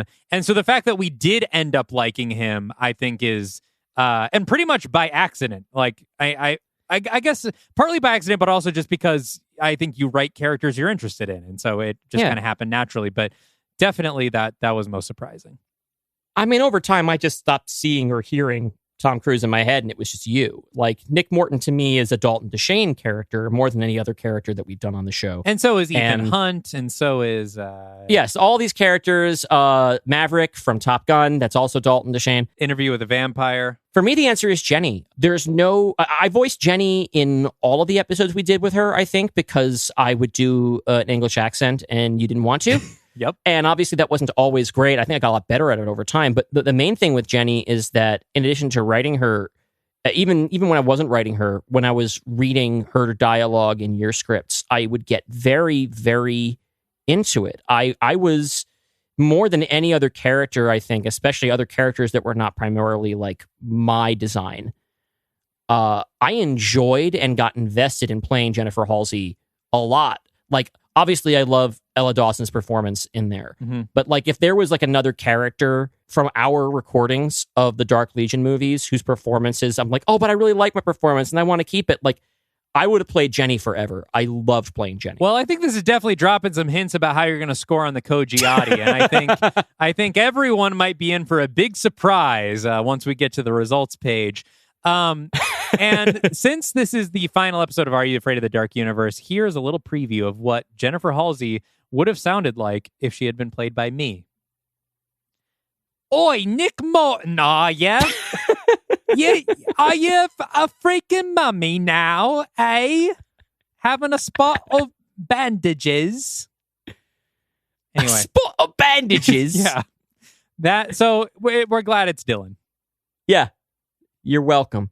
Samantha D. Mooncat on the Discord asks, what choice made in one pitch served as the biggest unintentional curveball for the other hosts? So something that one of us did that was not supposed to be a deliberate, haha, gotcha. So not like, for instance, the 2-year jump. Sure, but or something Jenny you did, being a witch, right? Yeah. Because that was a curveball. That was a big one, although I did clear it with you first. Yeah. The 2-year jump was a surprise. I mean, for me, the hot potato we did with Gwen's mom, where we kept... oops. Like, this is one of those situations where, like, when you introduced... There's nothing that you wrote about Gwen's mom in Native American Werewolf that is consistent with the character that I wrote in Werewolves of London, who, A, knows Gwen's a werewolf, B, has a different name. Although off by only one letter. What's crazy is that Joe and Joy, like, you must have remembered in the back of your head that's the name of the character. But I would say when it became clear that you don't remember anything that I've written or listened to the show, that would be the big twist for me. Yeah, I don't listen back. That's because I listen when I edit. You listen when you edit the show, right? But like I make a habit of going back and re-listening to the show to refresh my memory, and also because it makes me happy and gives me a feeling of accomplishment. But I that was one where I'm like, it got funnier over time the more I realized. My first thought was like, because I didn't remember word for word what I'd written either, but like the idea of like, oh, hey, she's from New Mexico. I established that in the first movie. And the second one, we go there and we meet her and she visits Gwen and they have a conversation about how she's a werewolf and how that's going. That was one where I'm like, okay, what do we do with this? It didn't end up mattering much because by the end of the script, she was dead. So, but that was one where I'm like, hey now. And I would say the biggest unintentional curve was you removing Dracula's arm, because I never remembered that for the rest of the series. I'm really bad. Maybe I should make a habit of re-listening to your pitches, not because they're forgettable, but because I spend so much time with my pitches in my head because I come up with them. And I hear yours once when you pitch it and once when I edit, and then I never hear them again. I should probably go back. You heard it here on the air. Dalton needs to pay more attention to me. Yes. As does everyone else on Earth. That's true. Trey Bebe 18 on Instagram asks, have you find yourselves growing more fond in real life of any particular actors you've cast in major roles in the Dark Universe? And would you consider casting them again in a major role in the next project? I'll answer that second part first. We get to use any actors that we want in the new project. Mm-hmm. We are going to be fantasy casting again. Yes. That part of the format's not changing. And yeah, it's a new saga. It's a new universe. Everyone's back. The rosters are cleared. We can draft from the full pool once again. So we will definitely be going back for more olive from that particular dish. Yes, but I think we'll probably, and we haven't talked about this, but I'm guessing we'll probably try not to use any of the same like principles in principal roles. We don't want to have an identical stable. We don't want to be leaning too much. Like, because part of the fun is thinking about like characters that fit different personas. I'm sure some of those supporting roles, if I don't cast Carrie-Anne Moss this time, then something's gone wrong, because I planned to do that whole time, and I just never found the right thing. And then Dalton picked the perfect role for Carrie-Anne Moss. Carrie-Anne Moss will be back. Stephen Root will be back. And I've already exhausted all of the current actors that I know, and so I'm going to have to reuse a number of them. As far as in terms of actors that we cast that I like more now, and I had seen only 2 things with Mason Gooding in them before I cast him as Larry Talbot. And now I'm always on Mason Gooding watch. Yeah, I think same with Amber Midthunder for me. I'd only seen Prey, and now I've seen her in fucking Reservation Dogs. Reservation Dogs. I still haven't seen the Jack Quaid movie she's in. Me neither. But yeah, I think our werewolves are sort of the 2 where that have most grown on me. Everyone else, like, we cast people that we love, so yeah, those were like when we had to cast younger actors is when we had to kind of look around and find stuff, just because we're older now and we don't watch the stuff that they grew up with, we don't watch the teen movies anymore unless we have to. So yeah, I think our Wolfman and Wolfwoman, they're all stars for us as actors, and we look forward to seeing them continue to grow into bigger and cooler roles in real life, and maybe you'll see them again in our next thing. Moving on to the next category of question. This is hypotheticals. So this is just sort of what ifs about things we could have done differently on the show, or things we might have wished we'd done differently, which I guess overlaps a little bit with process, but this is more specifically sort of in-universe type stuff for the most part. Addie McKissack on Instagram asks, is there a choice y'all made early on in the project you wish you could go back and retcon because it just didn't fit with the end game of the Dark Universe? I kind of already gave my answer to this with Gwen's dad. I wish I'd set that up right, but do you have an answer for this question, Dalton? I would have liked to have kept around actually some of the characters you introduced. I would have loved if John Bernthal had stuck around. I think he was... I understand. Like, the other thing is because Wolfman is such a shorter pitch, because that was the format of the show at the time, I think maybe if we had gotten a full movie with John Bernthal as sort of this, like, inadvertent mentor for them, like, that would have been satisfactory, but I liked him. And also, Rachel Bloom's character in Jekyll X Hyde. Yeah, we never got back to her. I really wanted to come back to her, especially to pair her up with Carol. I think that would have been really fun. But other than that, yeah, it's just like some characters I wish had stuck around longer. I don't think there's any really canon implication stuff. Nothing that's coming to mind right away. I'll probably think of it the second we stop recording. Probably. I mean, I like the way that we kind of could never look back about stuff. Yeah. I think that was helpful for certainly when you're doing a show this fast. You got to have that attitude. And it's one of the things I like about the way that we have to write is that you really don't have a lot of time to second guess yourself. And you're just always advancing. DG_LALOGHG on Instagram. Sorry, I just have no idea how I'd begin to say that one. Is asking for Dalton, if it weren't for Phantom of the Phantom, how would you have handled Ghost in the Dark Universe? Since I introduced Carol as the ghost hunter going after Jack, I honestly probably also would have kept There Are No Ghosts, because Carol is such an inherently comedic character, and I think the idea of her continuing to find things she thinks are ghosts but aren't is really funny. And also just like, I don't know, there are no haunted house movies for us to go into in the Universal catalog, at least not of the ones that we were looking at. And haunted house movies by themselves don't interest me inherently. And so I probably just would have kept the bit going. Once I start a bit, I'm just going to stick to it. That's another thing we didn't think of a way to close that loop until we were in the middle of writing Hell on Earth, or at least the planning session of the idea of Carol getting to be the ghost that she wants to see in the world. That makes a really nice closed loop there. So yeah, I mean, I'm happy to hear you wouldn't have changed that. Gimmick got bored and on Instagram says there's so many great needle drops throughout the Dark Universe and some great scoring. Thank you so much. Who would be in charge of the soundtracks for these real movies?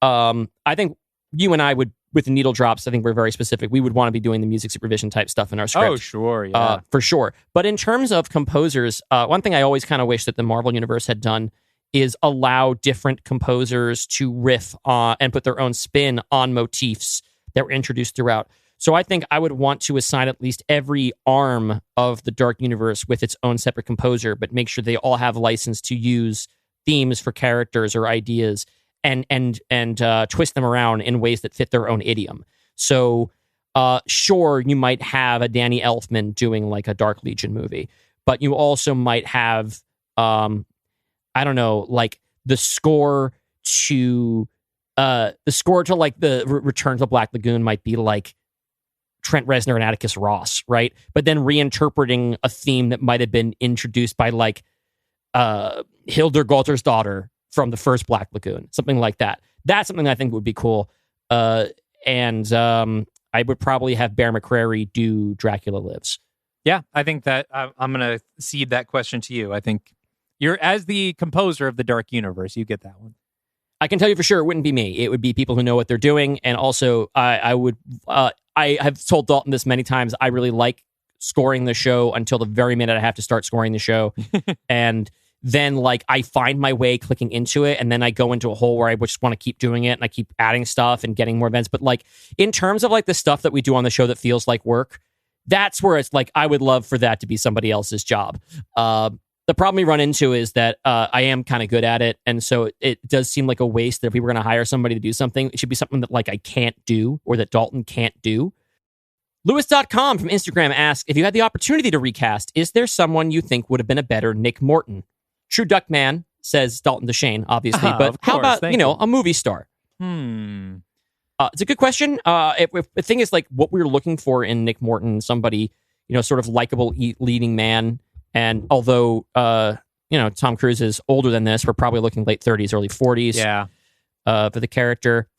There's really no shortage of answers. I probably would say Chris Pine, especially since Chris Pine is Annabelle Wallace's real life husband. Really? And so the chemistry would be there. Yeah. Oh, good for them. Yeah, I would say I love Chris Pine. I would definitely say Chris Pine.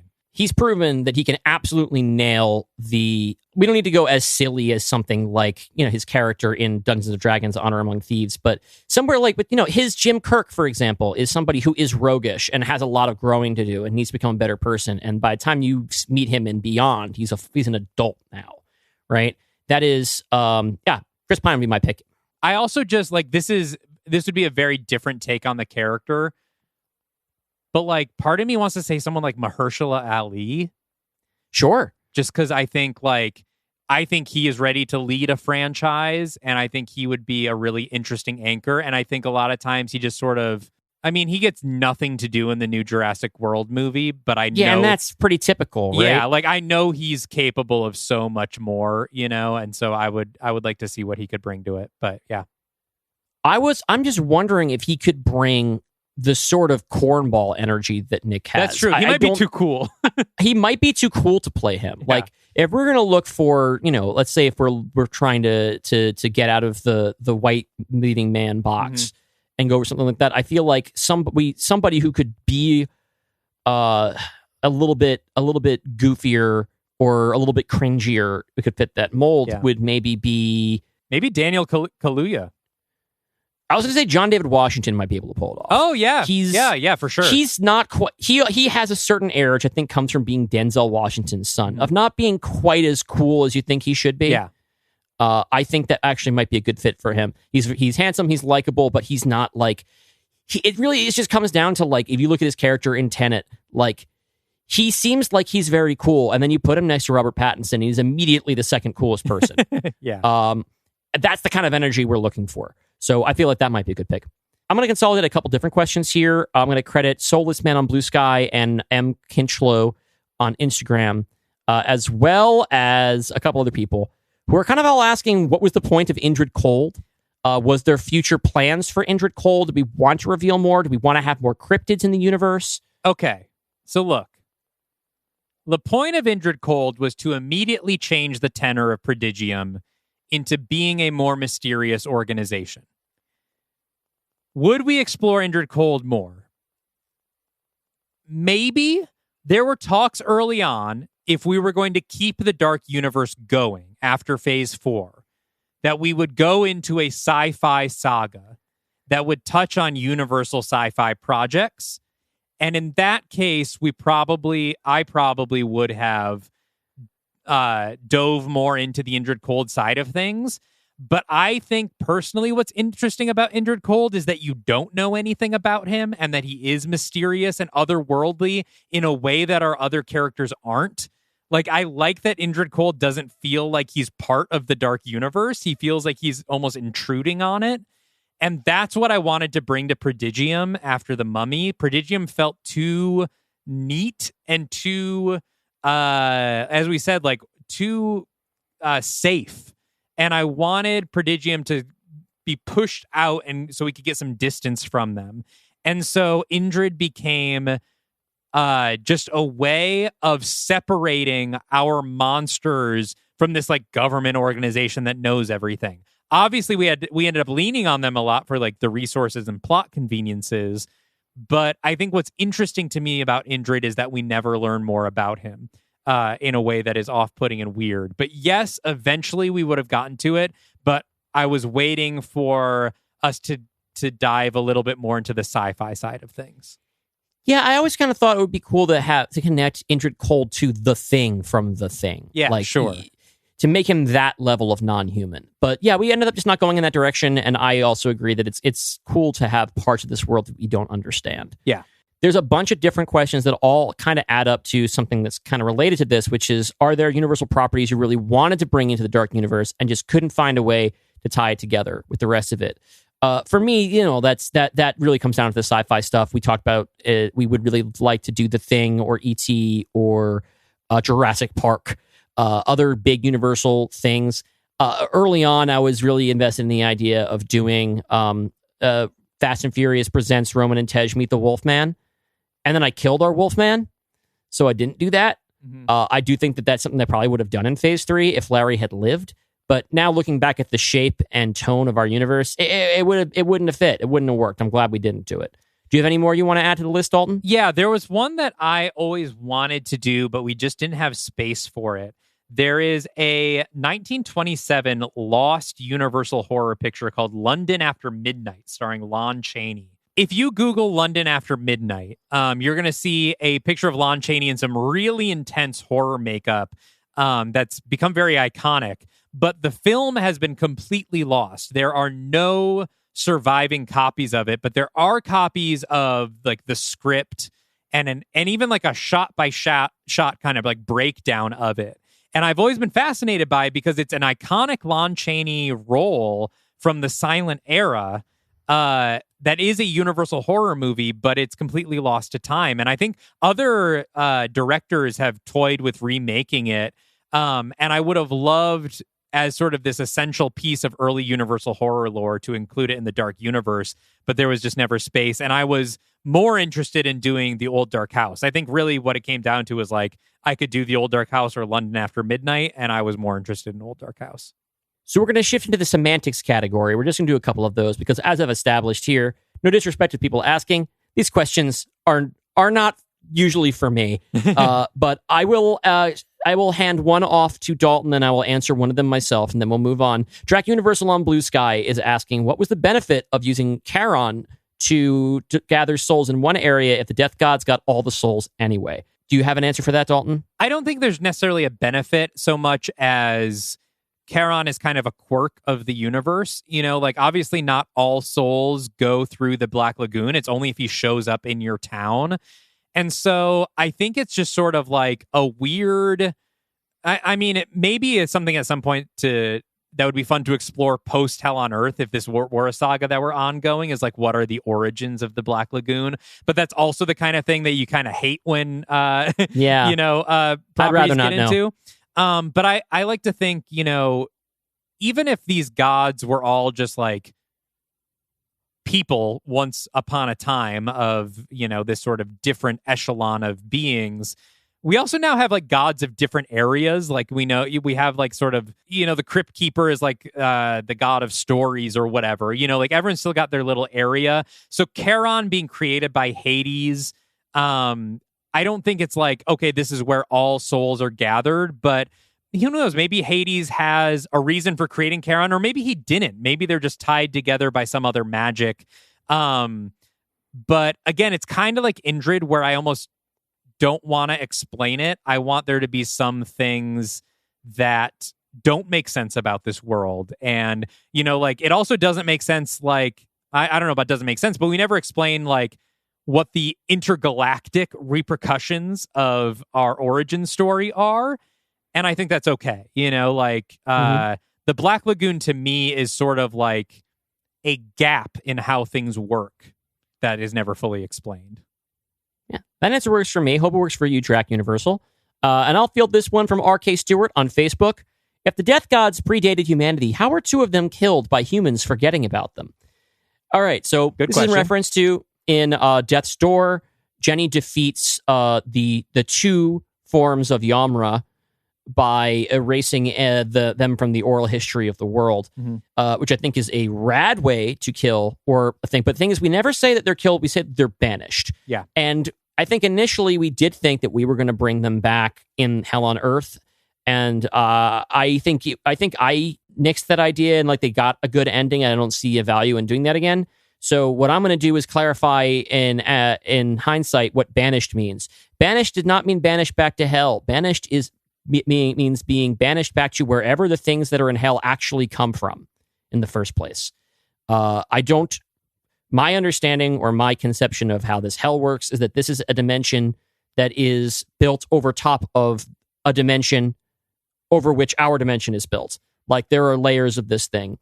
Hell wasn't hell until the gods basically created Earth and hell to as a place to torture. So Yamra and Yomra might in fact still exist on some other plane of existence, which is the existence from which hell was created. Again, anything I say now, it's not canon, doesn't count, but that's my explanation. Yeah, and I always even thought like, just because they predate humans, I think all of these gods have different types of magic and different sources for their magic. Yeah, they have different things that tether them to our world. Otherwise, they'd be walking around here all the time. Yeah, and I think Yomra's, their particular brand of magic is tied to, they are empowered by the creatures that came after they existed. Like they have tied the source of their power to the humans that walk the earth. And so they ultimately also have the power to erase them. Right. And if I'm not mistaken, this is something that you're trying to sort of honor their origins in Korean shamanism and make that fit into the way that mythology works. Yeah, it was definitely like all religions of the world have a partial basis in truth. And so respecting that Korean shamanism without being like, oh, well, all of it is literally true. But yeah, these gods definitely do have some sort of deep connection to human story. Mm-hmm. Now to our final section of questions. I said this one for last on purpose because it's the best vibes. This is the Kudos section. This is where people in our community are commanding us to be nice to each other and say nice things to each other. So we'll start with the inward-facing Kudos. Kat Hopkins' photo from Instagram asks, looking back on your journey from the beginning to now, what are you each most proud of yourselves for? What is something that you contributed, Dalton, that you are most proud of from this entire saga? Probably the Black Lagoon. Not just for the story itself, but for the things that people have said to me about how it impacted them. We've had a number of listeners, a lot of them trans at different points in their transition journey, who have reached out and said how much the Black Lagoon meant to them. We had a father reach out about how their child was experiencing some different forms of gender expression for the first time, and they listened to the episode together, and that was like really, really heartwarming. And so I think, the goal of making art is to touch people and to affect people. And I think out of anything I've made so far, other than my song Freak Show, which people also had sort of a similar reaction to when it came out, it feels like the Black Lagoon is maybe the thing I've created that has had the most direct positive impact on people. And that's something I'm really proud of. I think it goes down like absolutely as like a top tier, like episode of the show, but also just like, I don't know, it just exists as a thing. I'm so excited for hopefully your finished script version of it to become a film in some way. Yeah, and for more people to can be affected by it and absorb it in a new way. I'll give the cop-out answer, and then I'll also give the real answer, because I feel like giving the cop-out answer is not in the spirit of the question. We talked a lot about the community that we've built around the show, or that has been built around the show, because we can't take full credit for building it, which is why it's my cop-out answer and not the real one, because I can't really take credit for the community any more than any one other person can. I am so honored by the reaction the show has gotten and by the way that people have built their own relationships around it, that like we made the thing that the community was grown around, but we're not the center of that community. Even within our own Discord, so much happens that's not about us. Yeah. And isn't around us and takes place without us even being present. It goes on by itself because all of you have chosen to do it. And that is the thing that I'm most proud of, I think. But I also think that this question deserves a more selfish answer as well. And I'm so proud of Hell on Earth. Yeah. I am so like unbelievably proud of the work that we did on Hell on Earth. And I think that in my contributions for it, I think it's my best work in anything I've ever written. And as I talked about during that episode, just having finished it, just having finished this thing and having finished it well, means so much to me on like an individual achievement level. I that's a feeling I'm going to be chasing again for the rest of my life. And hopefully you will all benefit from that process as we continue for the next project. If I can stick a landing like that again with you, Dalton, or on something else I do in any other part of my life, I will be extremely. I will feel like if I could do that again, I'm not going to move the goalpost for myself like my therapist tells me to. I did it once. That counts. That counts. Yes. If I could do it again, then it would be like even better. And speaking of the community, the person who asked this question, Kat Hopkins, made us an incredible updated version of the Dark Universe cast photo, but with everyone we cast. An amazing thing. If you haven't seen it yet, check it out on our Instagram. Kat has also done amazing posters for like the Black Lagoon and various a bunch of episodes of the show that I keep saying I wanted to print out to make full size posters, and we just haven't gotten around to it. We are going to do it though. They're beautiful, and you do beautiful work. Yeah, so check that out on our Instagram. And so finally, this one, I guess I can credit both to Sylvie and Joseph Angel on the Discord. What do you feel is the most iconic bit, or what are you most proud of, essentially? I'll just break it the reverse the other question. What are you most proud of that the other brought to the show? I feel like I've answered this before, and of course, the easy answer is the musical episode, Phantom of the Phantom. So I'm not going to say that again, because I think I've said that before. I'm going to say the characters you brought to this, particularly like Gwen and Larry. I think even though Wolfman isn't a script you're proudest of and that you'd want to go back and change, I think you started us off with some really strong character work that, as we have seen, carried us right through to the end. Like, I know you wish you had seeded the Gwen's father thing, but everything Gwen does in Hell on Earth, you introduced in the Wolfman, and I think even if, the bones of that aren't what you want them to be, you came in with two very fully realized characters that set us up for success from the bat. Well, thank you. Now I feel like I have to do one in addition to the musical episode because you also did too. No, I'll go into more depth because I don't think we've talked as much. I don't think I've lavished as much praise after the fact on Love Never Dies. But I've talked a little bit on the show about how I one of the things I love about doing it is that it lets me use all the tools that I have in my box, all at one thing. The number of levels on which Phantom of the Opera and Love Never Dies just fucking excels because of the way that you're writing, your plotting, your character work, and the structure of your music, not just how each individual song works, but the way they speak to each other, the way that motifs interweave, the way that you use, when you choose to use music versus when you choose to write.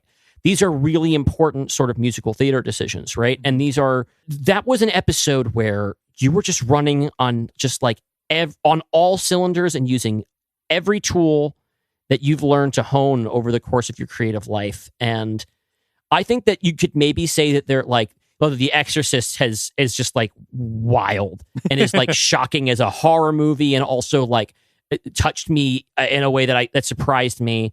But when I look back, I'm never going to have the same personal connection to Black Lagoon that a lot of the people have. It's just not having the same gender stuff. Sure. Everyone has gender stuff. Mine is just like, relatively, I guess, basic and doesn't rely the same way. Well, we'll find out on the bonus pod. Love Never Dies is a great character piece, and it's a really well-structured script where everything comes back. It's one of those symmetrical movies which I think like it's one of those, they talk about this with like Back to the Future as like the kind of screenplay that you read in class to learn about how you can make a movie where everything that happens in the beginning is mirrored in the end in a way that feels very natural. Love Never Dies does that so well. You make everything fit so well. And on top of all of that, the jokes are so good. Like it is simultaneously your funniest and saddest script. And that's one of those things we talk about, how horror and comedy work so well together. It's not just my favorite in terms of having like it being like the most. Like obviously it's the one that in terms of like just straight up hours that had to go into making it. It's a very high effort episode. But it's not as if you just threw a bunch of bricks. Like I feel like each one of the components of that feels like you could have spent all that time on just that. The script is just that strong. The characters are just that interesting. The plot is fun. The set pieces that you put together visually and the way that they call back to earlier stuff like in Love Never Dies, the ways that you use Love Never Dies as like sort of the skeleton without ever having to be too cute about it. It feels like something you could have spent a year making or longer. Oh, thank you. Because of how well put together it is. And it also never feels mechanical. It feels really real. And you made something that we knew was going to be really hard for our audience to swallow. You made it worth it. You made it work, even without the most people could probably figure she was going to come back in some way at the end, right? You made that moment work. And I had my doubts that it could be received. I don't want to say I had my doubts that you could pull it off, but but it was more like I had my doubts that it could be pulled off. And you pulled it off so beautifully. You made that the pivot point of our entire series, and it fucking works. It's so good, Dalton. Thank you. That is so kind. Yeah, the fact that I think only one person voiced some sincere anger about Carol dying felt like a big victory, because like I was really, that could be a thing where the fan base really turns on you if you don't earn it. So thank you, and thank you to the audience for going along with it. And that one was really fun. I love the music that came out of that one. Your performance on the Raven. Your performance on the Raven is a fucking banger. I do think though, if anyone goes back and listens to the demos that we put out, I think your vocal demo is in the Patreon somewhere, right? Yeah, I think it's on the Patreon.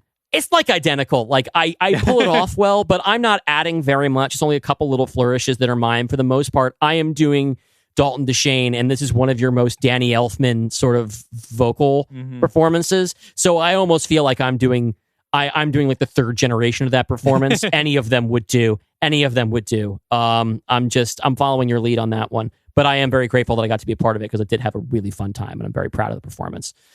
That brings us to the end of our question segment, and so now we're going to provide one answer for all of you to a question you may be wondering about the next thing.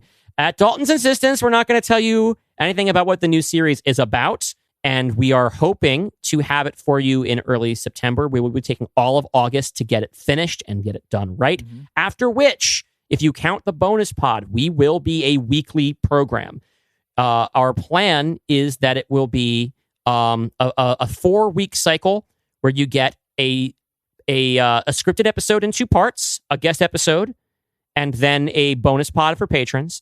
And so I thought it was the scripted episode in 2 parts, then the bonus pod, then the guest episode. It doesn't matter the order. We'll figure out the order later. What the order is. But the idea being that we will be having a more steady stream of stuff for you guys, and that we'll get to spend more time doing the things that you love from us.